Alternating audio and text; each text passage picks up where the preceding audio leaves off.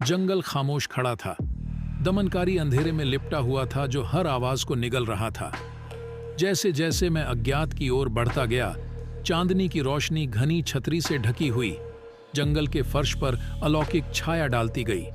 मेरा बैकपैक मेरे कंधों पर लटका हुआ था, जो प्रत्याशा के वजन और कैंपिंग की एक रात के लिए आवश्यक चीजों से भरा हुआ था।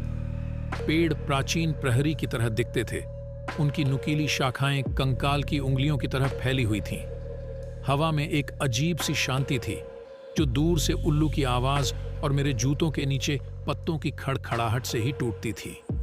नम धरती और सड़ती पत्तियों की गंध ने मुझे घेर लिया, जिससे वातावरण और भी बढ़ गया।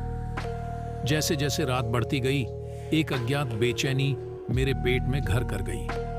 किसी को देखे जाने का एहसास बना रहा और सरसराती पत्तियों से रहस्य की फुसफुसाहट सुनाई दे रही थी, जिसे केवल जंगल ही समझ सकता था। बढ़ती आशंका को नजरअंदाज करते हुए मैंने एक छोटे से स्थान पर शिविर स्थापित किया। मेरे कैंप फायर की चमक अतिक्रमणकारी अंधेरे के खिलाफ एक कमजोर अभयारण्य की पेशकश कर रही थी। जैसे ही आग की लपटें नाचने लगीं, परछाइयां भयानक बैले में झूमने लगीं और उल्लू की दूर से आने वाली हूटिंग एक भयानक धुन में बदल गई। मेरे दिमाग में एक प्राचीन लोक कथा गूंजती है, जंगल में घूमने वाली आत्माओं की चेतावनी। उनकी अलौकिक उपस्थिति उन लोगों द्वारा महसूस की जाती है जो पवित्र भूमि पर कदम रखने का साहस करते हैं। अंधविश्वासों को तोड़ते हुए मैं रेंगते हुए अपने तंबू में घुस गया और उसे बंद कर लिया, जैसे कि खुद को अनदेखी से बचा रहा हो। नींद मायावी साबित हुई, क्योंकि जंगल रात की गतिविधियों से सराबोर था।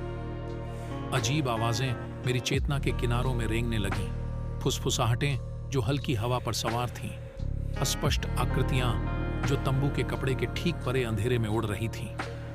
एक बढ़ती हुई व्यामोह ने मुझ पर कब्जा कर लिया, इस निरंतर भावना से प्रेरित होकर कि जंगल स्वयं जीवित है और देख रहा है। जिज्ञासा के खिंचाव को रोकने में असमर्थ, मैं हाथ में टॉर्च लेकर तंबू से बाहर निकला और छाया में गहराई तक चला गया। ऐसा लग रहा था कि जंगल सांस ले रहा है, उसकी प्राचीन धड़कन मेरे हर कदम के साथ तेज हो रही है। टॉर्च की रोशनी में टेढ़ी मेढ़ी जड़ें दिखाई दी, जो सतह के नीचे सिकुड़ती हुई प्रतीत हो रही थी, मानो पृथ्वी ही किसी अलौकिक ऊर्जा से स्पंदित हो रही हो। एक दूर की चमक ने मुझे इशारा किया और मुझे जंगल के बीचों बीच खींच लिया। पेड़ झुके हुए थे, उनकी शाखाएं कंकाल की उंगलियों की तरह एक दूसरे से गूंथी हुई थीं और एक वर्णक्रमीय नृत्य की साजिश रच रही थी। चमक तेज हो गई, जिससे मुड़ी हुई लताओं से घिरी एक प्राचीन वेदी दिखाई देने लगी। पत्थर में उकेरे गए प्रतीक अप्राकृतिक चमक से झिलमिलाते प्रतीत होते थे। जैसे जैसे मैं निकट आया, फुसफुसाहटें तेज हो गईं, जो भूली हुई आवाजों का भयावह कोरस बन गईं। हवा ऊर्जा से भर गई और जंगल स्वयं जीवंत हो उठा। छाया की लताएं प्राचीन वेदी पर एकत्रित हो गईं। जैसे ही अलौकिक कोरस चरम पर पहुंच गया, वास्तविकता का ताना बाना एक अदृश्य शक्ति से कांपने लगा। मेरे सीने में डर बैठ गया। अचानक चमक बुझ गई, जिससे जंगल दमघोंटू अंधेरे में डूब गया। फुसफुसाहटें फीकी पड़ गईं। उनकी जगह एक भयानक सन्नाटा छा गया, जो घने कोहरे की तरह हवा में छा गया। घबराकर मैं छाया की भूल भुलैया में अपने कदम पीछे खींचते हुए लड़खड़ाते हुए पीछे की ओर चला गया। कैंपसाइट पर वापस आकर मैंने अपने तंबू को अस्त व्यस्त पाया, जैसे कि किसी अदृश्य चीज ने उसे परेशान कर दिया हो।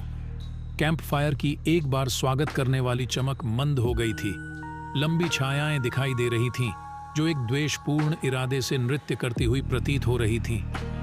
मेरे मन में पूर्वाभास की भावना घर कर गई और मैंने जंगल की पकड़ से बचने के लिए दृढ़ संकल्प के साथ अपना सामान जल्दी से पैक किया। जैसे ही मैं प्राचीन पेड़ों के दमघोंटू आलिंगन से बाहर निकला, एक वर्णक्रमीय हवा ने अंतिम चेतावनी दी। जंगल ने अपने रहस्यों और आत्माओं के साथ मुझे अपनी गहराइयों को छोड़ने की अनुमति दी थी, लेकिन उस भयावह रात की यादें मेरे अस्तित्व के ताने बाने में हमेशा के लिए अंकित हो गईं। चांदनी ने आगे के रास्ते को रोशन कर दिया, जिससे जंगल के बीचों बीच छुपी भयानक जादू से अछूती दुनिया का पता चला। फिर भी बेचैनी बनी रही, एक लंबी उपस्थिति जो प्राचीन रहस्यों और दृश्य और अदृश्य के बीच के पतले पर्दे की फुसफुसाहट को दर्शाती थी।